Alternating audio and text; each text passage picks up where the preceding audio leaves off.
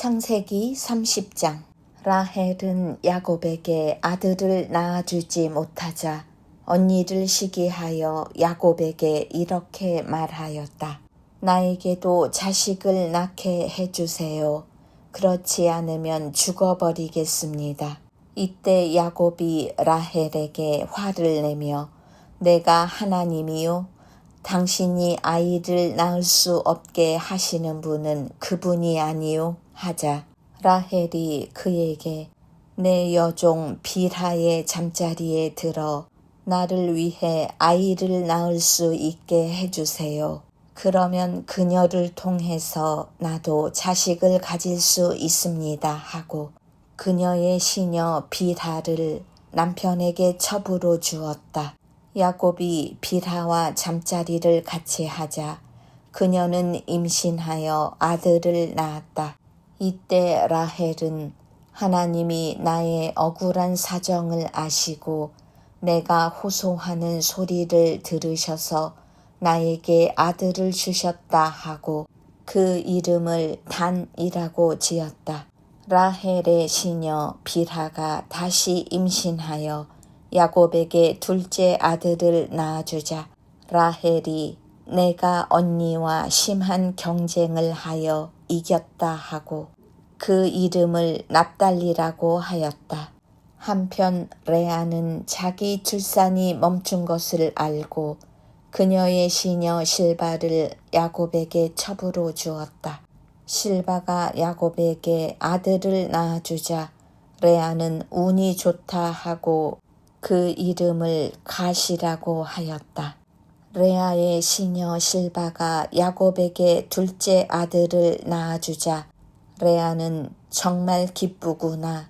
여자들이 나를 행복한 여자라고 부를 것이다 하고 그 이름을 아셀이라고 지었다. 밀을 추수할 때에 르우벤이 들에 나갔다가 합한 채를 발견하게 되었다. 그래서 그것을 자기 어머니 레아에게 갖다 주자 라헬이 레아에게 언니의 아들이 구해온 합한 채를 내게도 좀 주세요 하고 간청하였다. 그러나 레아는 그녀에게 네가 내 남편을 빼앗아 가고서도 부족해서 이제 내 아들이 구해온 합한 채마저 빼앗아 가려고 하느냐 하고 쏘아붙였다. 그러자 라헬이 만일 언니가 나에게 그 합한 채를 주시면 오늘 밤은 언니가 내 남편의 잠자리에 들 수 있습니다 하였다. 저녁 때에 야곱이 들에서 돌아오자 레아가 나와서 그를 맞으며 오늘 밤에는 당신이 나와 함께 자야 합니다. 내 아들이 구해온 합한 채로 내가 그 대가를 지불했습니다 하고 말하였다. 그래서 야곱은 그날 밤 그녀와 잠자리를 같이 하였다. 하나님이 레아의 기도를 들어주셔서 그녀가 임신하여 야곱에게 다섯째 아들을 낳아주고 내가 내 시녀를 남편에게 주었으므로 하나님이 그것을 보상해 주셨다 하며 그 이름을 이사갈이라고 하였다. 레아가 다시 임신하여 여섯째 아들을 낳고 하나님이 나에게 좋은 선물을 주셨다. 내가 남편에게 여섯 아들을 낳아 주었으니 이제는 그가 나를 소중히 여길 것이다 하며 그 이름을 스불론이라고 하였다. 그 외에도 그녀는 딸 하나를 낳고 그 이름을 디나라고 하였다. 그때 하나님은 라헬을 기억하시고 그녀의 기도를 들으셔서 아이를 가질 수 있게 하셨다. 그래서 라헬은 임신하여 아들을 낳고 하나님이 나의 수치를 씻어주셨다. 나에게 하나님이 또 다른 아들을 주셨으면 좋겠구나 하고 그 이름을 요셉이라고 하였다. 라헬이 요셉을 낳은 후에 야곱이 라반에게 말하였다. 이제 고향으로 돌아가고 싶습니다. 내가 외삼촌을 위해 일한 대가로 얻은 내 처자들과 함께 떠나게 해 주십시오. 내가 외삼촌을 위해서 어떻게 일했는지는 외삼촌이 잘 아십니다. 너 때문에 여호와께서 나를 축복해 주셨다는 사실을 나는 경험을 통해서 잘 알고 있다. 내가 나를 좋게 여긴다면 그대로 머물러 있거라. 보수를 얼마나 주면 좋겠는지 말해 보아라. 내가 얼마든지 주겠다. 내가 외삼촌을 어떻게 섬겼으며 외삼촌의 짐승을 어떻게 보살폈는지 외삼촌이 잘 아십니다. 내가 오기 전에는 외삼촌의 재산이 얼마 되지 않았는데 이제는 재산이 무척 많아졌습니다. 여호와께서 내 발길이 닿는 곳마다 외삼촌을 축복하셨습니다. 그러나 나는 언제나 내 가족을 위해서 일해야 합니까? 내가 너에게 무엇을 주면 좋겠느냐? 당장 무엇을 주실 필요는 없습니다. 하지만 외삼촌께서 내가 제시하는 조건을 승낙하신다면 계속 외삼촌의 양떼를 먹이고 지키겠습니다.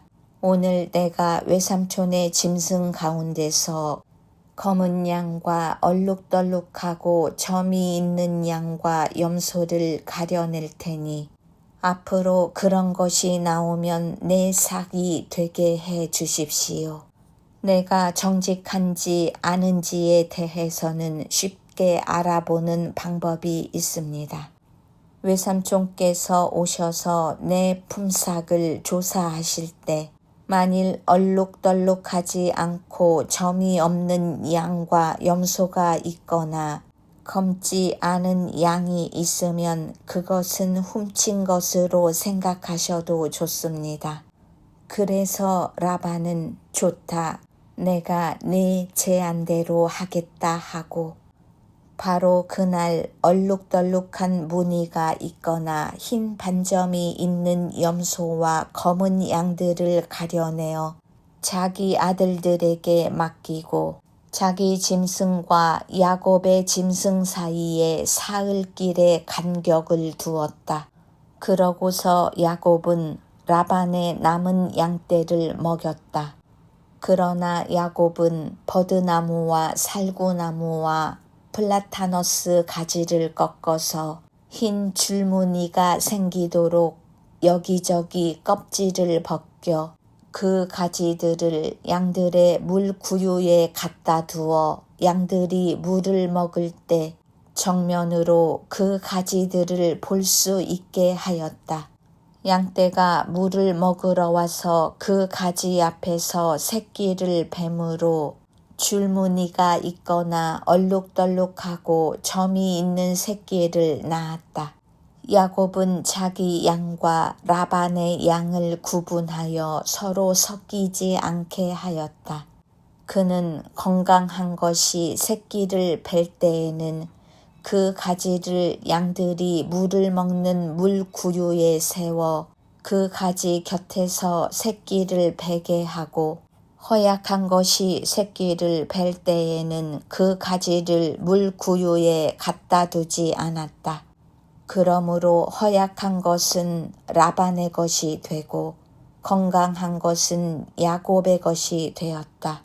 이렇게 해서 야곱은 순식간에 부자가 되어 많은 남녀 종들을 거느리고 수많은 양과 낙타와 나귀를 소유하게 되었다.